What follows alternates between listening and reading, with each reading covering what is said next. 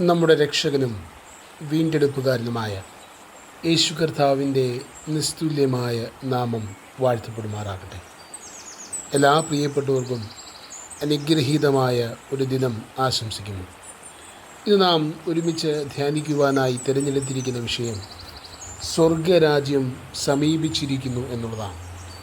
അതിന് ആധാരമായി വിശുദ്ധ മത്തായി എഴുതിയ സുവിശേഷം 10-ാം അധ്യായം അതിൻ്റെ 5 മുതൽ 15 വരെയുള്ള വാക്യങ്ങൾ.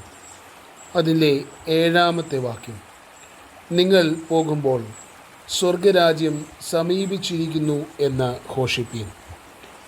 യേശു കർത്താവ് തൻ്റെ 12 ശിഷ്യന്മാരെ തിരഞ്ഞെടുത്ത ശേഷം അവരെ അവരുടെ ശുശ്രൂഷയെപ്പറ്റി പഠിപ്പിക്കുന്നതായ ഭാഗമാണ് 10-ാം അധ്യായം 5 മുതലുള്ള ഭാഗം നാം കാണുക. അതിൽ തന്നെ 5 മുതൽ 15 വരെയുള്ള വാക്യങ്ങളിൽ അവരുടെ ശുശ്രൂഷ എപ്രകാരം ആകണമെന്നും എന്ത് ആയിരിക്കണമെന്നും അവരെ കൃത്യമായി ഓർമ്മപ്പെടുത്തുകയും അവരെ അതിനുവേണ്ടി ഒരുക്കുകയും ചെയ്യുന്നതായ ഭാഗമാണ്. അവരോട് യേശു കർത്താവ് വ്യക്തമായി പറയുന്നുണ്ട്, നിങ്ങളെ ഭരമേൽപ്പിക്കുന്ന ദൗത്യം അത് അത്ര എളുപ്പമുള്ള ദൗത്യമല്ല. ഏറെ പ്രതിസന്ധികൾ നിങ്ങൾക്ക് നേരിടേണ്ടതായിട്ട് വരും എന്ന് അവരെ ഓർമ്മിപ്പിക്കുകയാണ്. ആ പ്രതിസന്ധികളുടെ മധ്യേ അല്ലെങ്കിൽ അവർ കടന്നു ചെല്ലുന്നിടത്ത് എന്താണ് ശുശ്രൂഷിക്കേണ്ടത്, അവരോട് എന്താണ് പറയേണ്ടത്? ഒറ്റ കാര്യമാണ്, സ്വർഗരാജ്യം സമീപിച്ചിരിക്കുന്നു. ദൈവം ഭൂമിയിലേക്ക്, സ്വർഗവും ഭൂമിയും ഒന്നു ചേരുന്ന അനുഗ്രഹീതമായ അനുഭവമാണ് സ്വർഗരാജ്യം എന്നുള്ളത്. നാം കർത്തൃപ്രാർത്ഥനയിൽ പ്രാർത്ഥിക്കുന്ന പോലെ, നിൻ്റെ ഹിതം ഭൂമിയിലും ആകണമേ. ദൈവത്തിൻ്റെ ഹിതം പൂർണ്ണമായി ഭൂമിയിൽ നടപ്പാക്കപ്പെടുന്ന, ഭൂമി സ്വർഗമായി മാറുന്ന അനുഭവത്തെക്കുറിച്ചാണ് കൃത്യമായി പ്രസംഗിക്കേണ്ടത്. അത് ആ സ്വർഗരാജ്യത്തിൻ്റെ അനുഭവം ഏറെ സമീപസ്ഥം ആയിരിക്കുന്നുവെന്ന് പ്രസംഗിക്കുവാൻ ഓർമ്മപ്പെടുത്തുകയും ബലപ്പെടുത്തുകയും ചെയ്യുന്നുണ്ട് ശിഷ്യന്മാർ. അവിടത്തിന് പറയുകയാണ്, സ്വർഗരാജ്യം സമീപസ്ഥമാകുമ്പോൾ എന്താണ് സംഭവിക്കുക? അവിടെ പറയുന്നു, രോഗികൾ സൗഖ്യമാക്കപ്പെടും, അവിടെ മരിച്ചവർ ഉയർപ്പിക്കപ്പെടും, കുഷ്ഠരോഗികൾ ശുദ്ധമാകും, ഭൂതങ്ങൾ പുറത്താക്കപ്പെടും. അതായത് ലോകത്തിൻ്റെ അല്ലെങ്കിൽ ലോകത്തിൽ അനുഭവിക്കുന്ന എല്ലാ അനുഭവങ്ങളിൽ നിന്നും ഒരു വിടുതൽ പ്രാപിക്കുന്ന അനുഭവം, ദൈവത്തിൻ്റെ ഹിതത്തോട് ചേർന്ന സ്വർഗരാജ്യത്തിൻ്റെ അനുഭവങ്ങളിലേക്ക് പ്രവേശിക്കുമ്പോൾ അതുതന്നെയാണ് നിത്യതയെക്കുറിച്ചും ഓർമ്മിപ്പിക്കുക എന്നത് നാം ശ്രദ്ധേയമാണ്.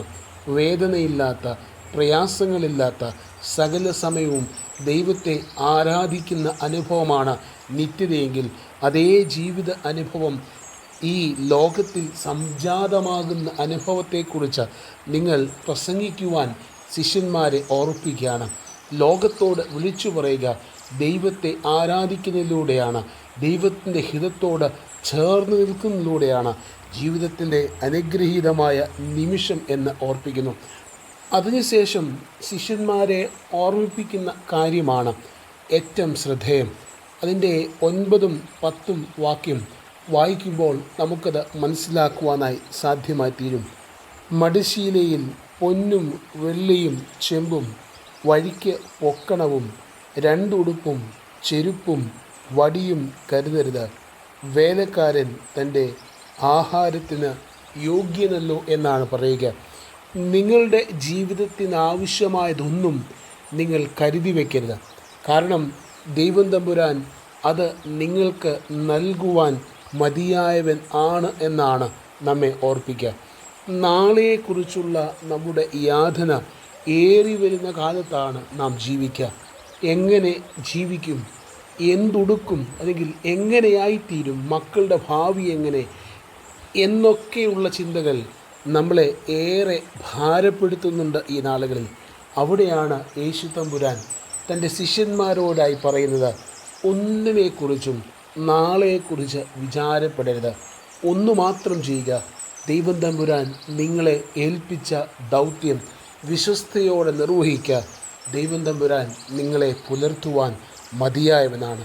ആ വലിയ ബോധ്യം ജീവിതത്തിലുണ്ടാകുമ്പോഴാണ് വിശ്വാസത്തോടുകൂടെ ജീവിതത്തെ ക്രമീകരിപ്പാൻ തക്കവണ്ണം ഇടയെത്തിരിക. ഇന്ന് പലതുകൊണ്ടും ക്രൈസ്തവ വിശ്വാസികളിൽ അല്ലെങ്കിൽ യേശുവിൽ വിശ്വസിക്കുന്നവരിൽ നഷ്ടപ്പെട്ടു പോയത് ഇതുതന്നെയാണ്. നാളെ എന്താകും? നിന്നെ വിളിച്ചവൻ വിശ്വസ്തനാകിയാൽ നടത്തുവാനും മതിയായവൻ അവൻ തന്നെയാണ്. ഈ വലിയ ബോധ്യവും തിരിച്ചറിവും ജീവിതത്തിൽ ഉണ്ടാകുമ്പോഴാണ് അനുഗ്രഹപൂർണമായി നമുക്കും ജീവിതത്തെ ക്രമീകരിപ്പാൻ തക്കവണ്ണം ഇടയെത്തിരിക. തുടർന്ന് നാം വായിക്കുന്ന സമയത്ത് അവർ എങ്ങനെയാണ് ഓരോ ഇടങ്ങളിൽ പ്രതികരിക്കേണ്ടത് എന്നാണ് പറയുക. ദൈവവചനം പ്രസംഗിക്കുമ്പോൾ ആ വചനം സ്വീകരിക്കാം, സ്വീകരിക്കപ്പെടാതിരിക്കാം. അത് ഒരിക്കലും നിങ്ങളുടെ വിഷയം അല്ല. നിങ്ങളെ ദൈവം തൻ്റെ ശിഷ്യന്മാരെ ഏൽപ്പിച്ച ദൗത്യം പ്രസംഗിക്കുക എന്നതാണ്.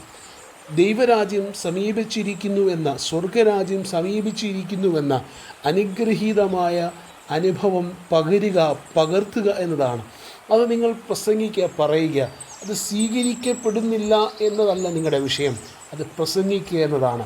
അത് സ്വീകരിക്കപ്പെടുന്നവർ രക്ഷയുടെ അനുഭവത്തിലേക്ക് വഴി നടത്തുമെന്ന് വേദപുസ്തകം വളരെ കൃത്യമായി പല ഭാഗങ്ങളിലൂടെ നമ്മെ ഓർപ്പിക്കുകയാണ്. എന്നാൽ ഒന്നുകൂടെ പറയുന്നുണ്ട്, നിങ്ങൾ എവിടെയെങ്കിലും ചെന്നു എന്നിരിക്കട്ടെ, നിങ്ങളെ സ്വീകരിക്കുന്നുവെങ്കിൽ അവിടെ കഴിയുക. അതാണ് ദൈവം നിങ്ങൾക്ക് വേണ്ടി ഒരുക്കിയിരിക്കുന്നത്. അല്ല എങ്കിൽ ആ പട്ടണം വിട്ട് കടന്നു പോകുക എന്ന് ഓർപ്പിക്കുകയാണ്. അപ്രകാരം ദൈവത്തിൻ്റെ വചനം സ്വീകരിക്കാത്തവർക്കുണ്ടാകുന്ന പ്രതിഫലത്തെക്കുറിച്ചും ഈ ഭാഗം വ്യക്തമാക്കുന്നുണ്ട്. വളരെ ചുരുക്കമായി തീഷ്ണമായി പറയുകയാണ്, ആ പട്ടണങ്ങളെക്കാൾ സോദോമ്യരുടെയും ഗോമേരുടെയും ദേശത്തിന് സഹിക്കാവതാകും എന്ന്. അപ്രകാരം ദൈവത്തിൻ്റെ വചനം കേട്ട് അതിനെ പിന്തിരിയുന്നവരുടെ അല്ലെങ്കിൽ അവർ അനുഭവിക്കേണ്ടി വരുന്ന ന്യായവിധിയെക്കുറിച്ചും ബോധ്യപ്പെടുത്തുകയാണ്. പ്രിയ ദൈവജനമേ, നാം ഇന്ന് പ്രഭാതത്തിൽ ദൈവവചനം ധ്യാനിക്കുമ്പോൾ നമ്മെ ദൈവം വിളിച്ചിരിക്കുന്നത് ദൈവരാജ്യം, സ്വർഗരാജ്യം സമീപിച്ചിരിക്കുന്നുവെന്ന് സദ്വർത്തമാനം ഘോഷിപ്പാനാണ്. അത് നമ്മുടെ ജീവിതത്തിലൂടെ, നമ്മുടെ പ്രവൃത്തിയിലൂടെ, ചുറ്റുപാടിലൂടെ നിർവഹിപ്പാൻ തക്കവണ്ണം നമുക്കിടയാകണം. അതോടൊപ്പം തന്നെ ക്രിസ്തു ഓർപ്പിക്കുകയാണ്, ഒന്നിനെക്കുറിച്ചും വിചാരപ്പെടേണ്ട കാര്യമില്ല. നമ്മെ ഏൽപ്പിച്ച ദൗത്യം വിശ്വസ്തയോടെ പൂർത്തീകരിക്കുക. വിശ്വസ്തനായ കർത്താവ് നമ്മുടെ ഒപ്പമുണ്ട്. സ്വർഗരാജ്യം സമീപിച്ചിരിക്കുന്നു. ആമീൻ.